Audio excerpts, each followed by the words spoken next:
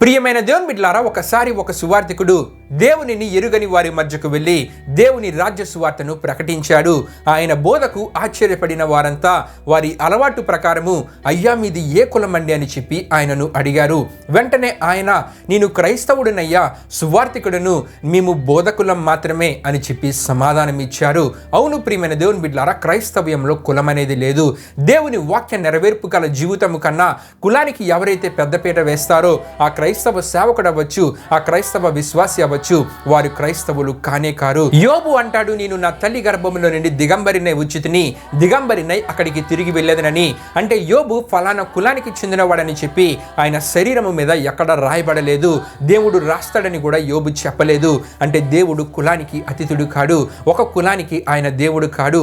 అసలు దేవునికి కులమే లేదని తప్పక మనము తెలుసుకోవాలి. దావీదు, నీవు నన్ను కలుగు చేసిన విధము చూడగా భయమును ఆశ్చర్యమును నాకు పుట్టుచున్నవి అని అన్నాడే తప్ప, నీవు నన్ను కలుగు చేసిన విధము చూడగా నా కులము నాకు తెలియజేయబడుతుంది అని అనలేదు. అంటే మానవుని నిర్మాణము మనిషికి కులము ఉందో లేదో తెలియజేస్తుంది. అయితే దేవుడే మానవునిగా వచ్చిన యేసుక్రీస్తు వారు కుల మత భేదాలనే అడ్డుగోడలను కూల్చివేయడానికే ఈ భూలోకానికి వచ్చారు.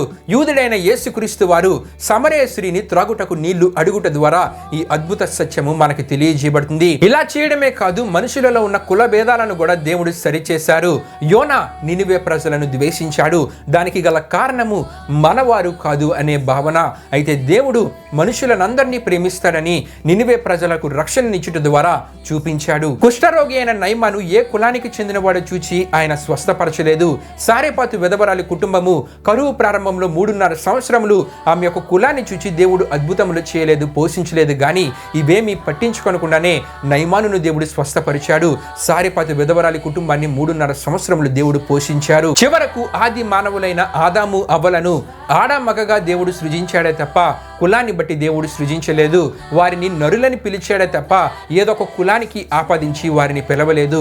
దానికి గల కారణము దేవునికి కులం అనేది లేదు. గనుక ప్రియమైన దేవుని బిడ్డలారా, మనుషులు వారి యొక్క వృత్తులను బట్టి పిలిచే కులానికి ప్రాముఖ్యతనియక దేవునికి కులము లేదని ఎరిగి దేవునిని కలిగి ఉండటాన్ని బట్టి అతిశయిద్దాం. ఎందుకంటే దేవుని వాక్యం చెప్తుంది, మనము యాత్రికులం, యాజకులం, సేవకులమని. గనుక మనము కలిగి ఉన్న దేవునిని బట్టి మాత్రమే మనము అతిశయిద్దాం, మనుషులు కలుగు చేసిన కులమును బట్టి కాదు. అటువంటి జీవితము దేవునికి గొప్ప మహిమను తీసుకుని వస్తుంది. ఆమేన్.